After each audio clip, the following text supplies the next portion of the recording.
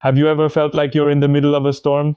I'm not just talking about rain and wind, but one of those life storms, the kind where the waves of anxiety, fear, and uncertainty are crashing all around you, and you feel like your little boat is about to capsize. It's dark, you feel alone, and you're just trying to hold on. The disciples of Jesus knew that feeling all too well.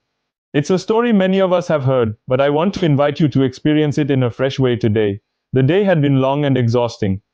Jesus had just performed one of his most incredible miracles, feeding over 5,000 people with just a few loaves and fishes. The energy of the crowd was electric, so much so that they wanted to make him king right then and there. But Jesus, knowing this wasn't his path, did something interesting. He insisted his disciples get into their boat and go on ahead of him to the other side of the Sea of Galilee, while he went up on a mountainside by himself to pray. So the disciples obeyed. They pushed off from the shore, leaving the buzz of the crowd behind. As evening fell, the sky began to change. The calm sea they started on began to churn. A strong wind kicked up, and soon they were in the thick of a furious storm, far from land. These were experienced fishermen Peter, Andrew, James, and John. They knew these waters. But this storm was different. It was relentless. For hours, they fought against the wind and the waves, straining at the oars, getting absolutely nowhere. They were exhausted, soaked, and probably terrified. Their boat was being battered, and in the deep darkness of the night, they must have felt completely isolated and helpless. Imagine their state of mind. They were physically spent, emotionally drained, and spiritually wondering, where is Jesus? He sent us out here into this. Did he know this was going to happen? Does he even see us struggling? These are questions we often ask in our own storms, aren't they? God, do you see me? Do you care about what I'm going through? It's in these moments of desperation that our faith is truly tested. Then, sometime between 3 and 6 in the morning, what the Bible calls the fourth watch of the night, the darkest and coldest part, they saw something impossible. A figure gliding across the surface of the raging water was coming toward them. Now, put yourself in their sandals for a second. You're in the middle of a storm. It's pitch black, you're on the verge of panic, and you see a silhouette walking on the waves. What would be your first thought? They didn't think, oh, here comes our help. Their minds went straight to the supernatural in a terrifying way. They cried out, it's a ghost.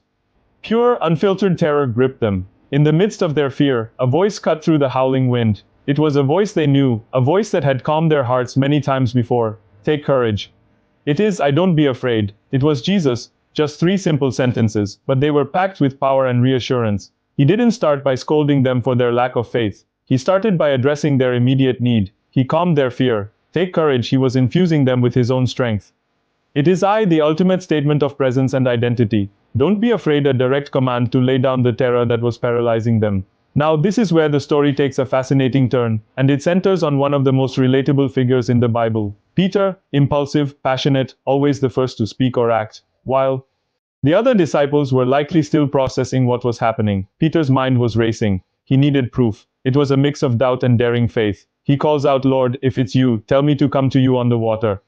Think about that request. It's bold, almost audacious. He's not just asking for a sign. He's asking to participate in the miracle. He wants to step out of the relative safety of the boat and into the impossible. And what does Jesus say? He doesn't rebuke Peter for testing him. He doesn't say, Peter, that's a terrible idea, stay in the boat. He meets Peter's audacious faith with one simple, powerful word. Come. That one word was an invitation. An invitation to experience the supernatural. An invitation to defy the laws of nature. An invitation to fix his eyes on Jesus and do something no other human had ever done. So Peter does it. He swings his leg over the side of the boat. He puts his foot down onto the churning, angry water, and it holds him. He takes another step. He is walking on water. For a moment, Peter is doing the impossible. His eyes are locked on Jesus, the author of faith, the one who calms the storms. In that moment, his faith is stronger than his fear. He is literally walking on his faith. This is the peak of the story, isn't it?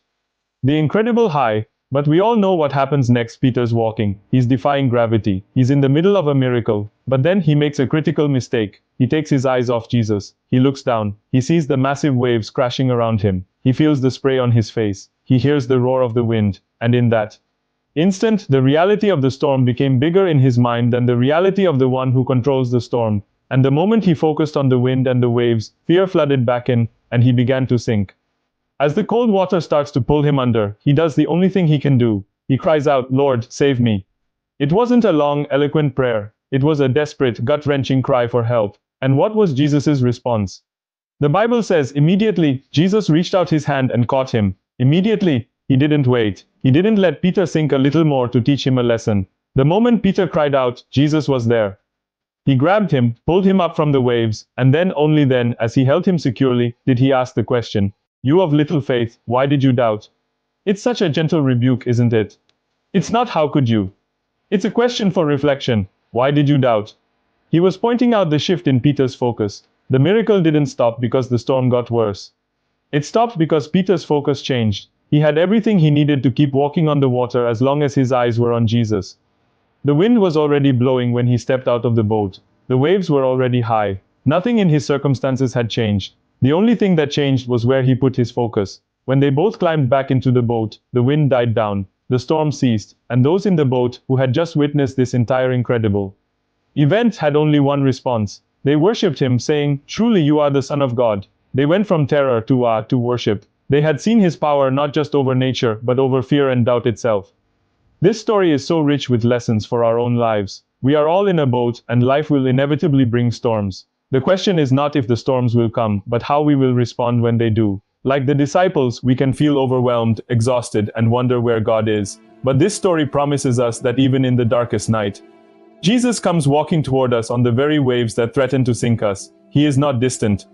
He is present in the midst of our troubles, and sometimes, like Peter, he calls us to step out of the boat. He invites us to a place of audacious faith, to do something that seems impossible.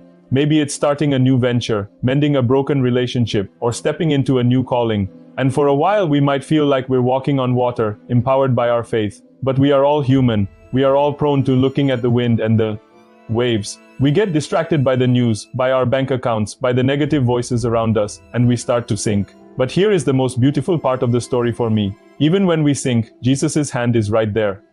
His response to our failure is not condemnation, but immediate rescue. All we have to do is cry out, "Lord, save me."